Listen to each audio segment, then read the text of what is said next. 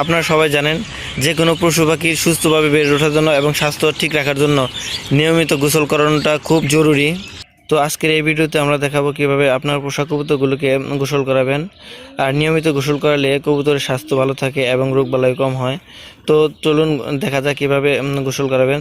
তো গোসল করানোর জন্য প্রথমে একটি পাত্র নেবেন। তো সেই পাত্রে পানি দিয়ে রাখবেন। পানি দেওয়ার পর যখন পানি দেখবে তো কবুতরগুলো একাই সেই পাত্রে এসে গোসল করে নেবে। তো চলুন এখন সরাসরি দেখে নেই পানি দেওয়ার পর কীভাবে এসে তারা গোসল করে নেয়।